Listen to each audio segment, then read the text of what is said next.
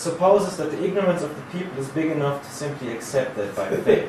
That's actually it. So this is the argument. There are open systems, but open systems are different than that, and the sun energy itself is destructive and not constructive.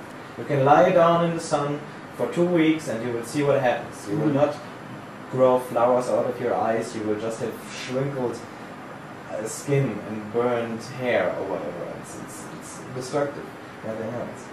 Well, you were talking the other day about how the influence of sunlight on the amino acids and other chemicals that are precursors to life in the evolutionary theory is actually destructive. Yeah.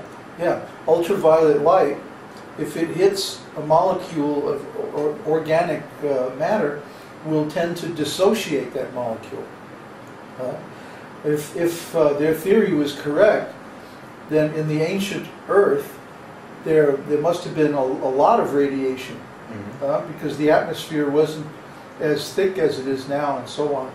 So that's what destructive means, Neville. It means that ionizing radiation, like ultraviolet light, tends to destroy the building blocks of matter. It tends to break down amino acids and DNA and stuff like that. So that's why if you're outside without any protection, like in the desert, you will die from exposure.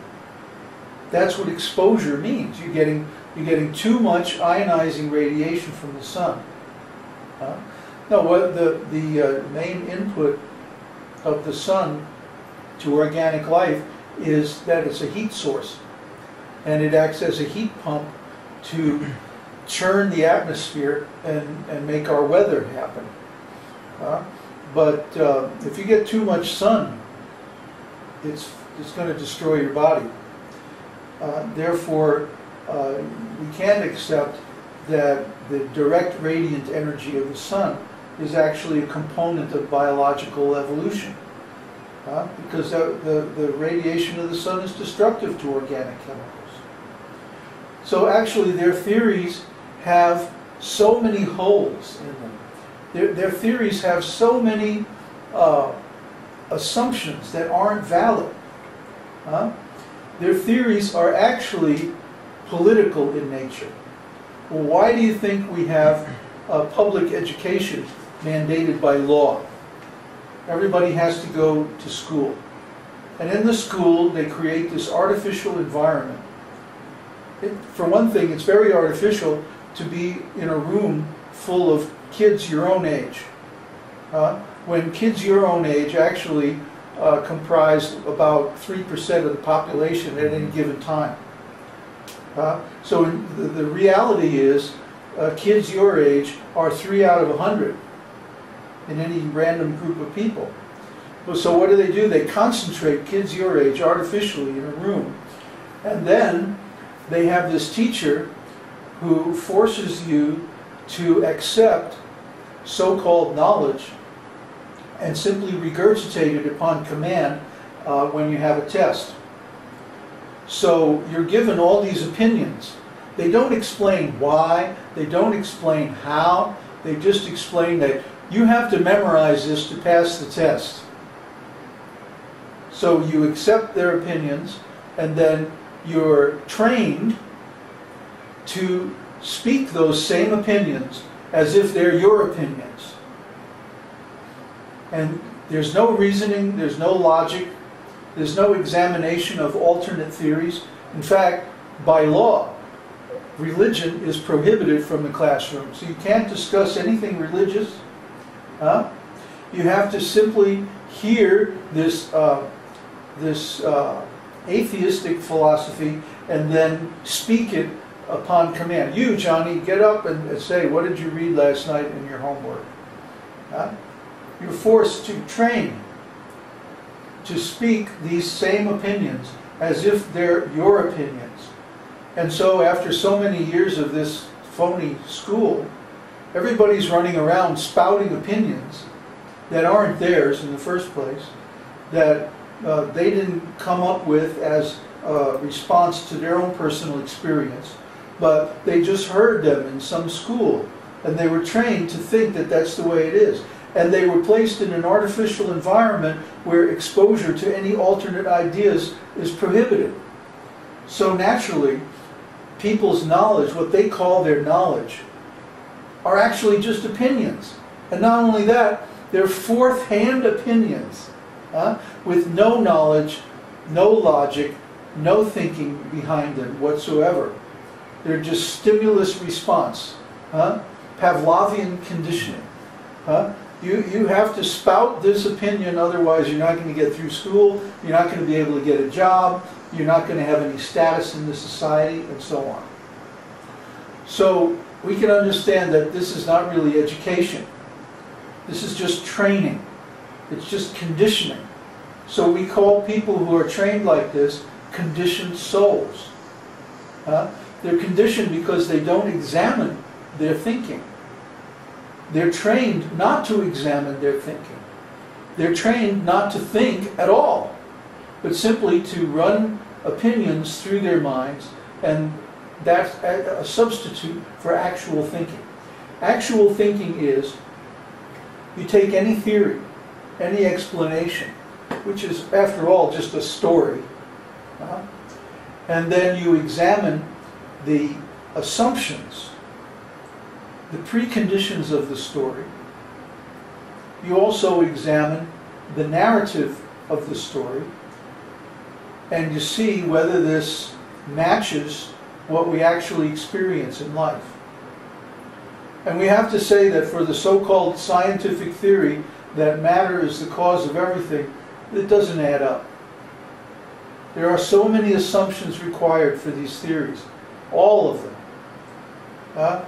I mean, maybe the atomic theory is the only one that really withstands any scrutiny at all. Because atoms can be shown to exist. Atoms are accepted in the Vedas also, that they exist and that they are conserved and that they go through different reactions and transformations. But actually, everything else, that matter is the cause of life, that matter itself is the cause and origin of the universe, that matter organizes itself into the forms of the universal creation, that evolution is due to chance, random mutations, and so on and so on and so forth, that consciousness is due to the activity of the brain, and so on and so on and so on. All these theories are completely just politics.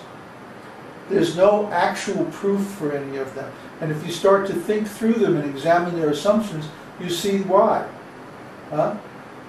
For example, that consciousness is a function of the brain is completely bogus, because we see there are actual medical examples of people with extensive brain damage who are still conscious. It's not that everybody with damaged brain becomes a zombie. Everyone that has certain types of brain damage loses certain functions, yes. But that's because the brain is just a communication instrument between the soul, or the mind, and the body.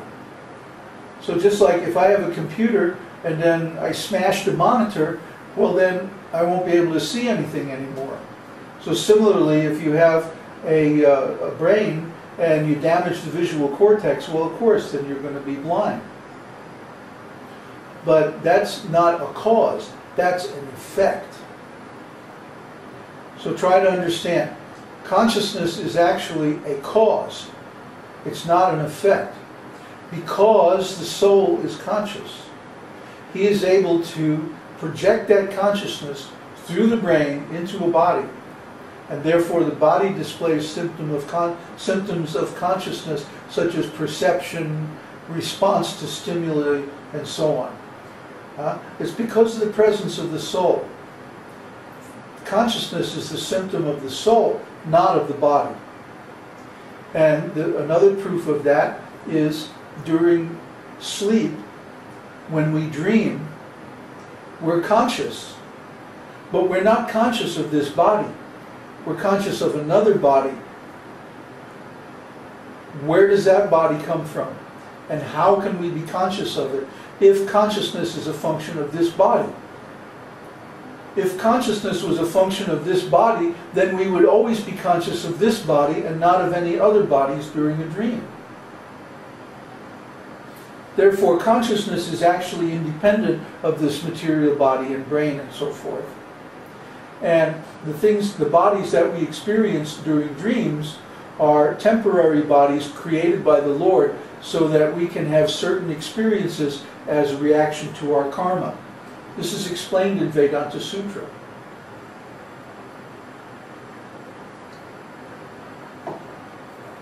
So many secrets are explained in Vedānta-sūtra. Actually, everybody should read it. But of course, Vedānta-sūtra is very deep and esoteric. So it requires a commentary. Most of the so-called Vedantists follow the Shankara commentary.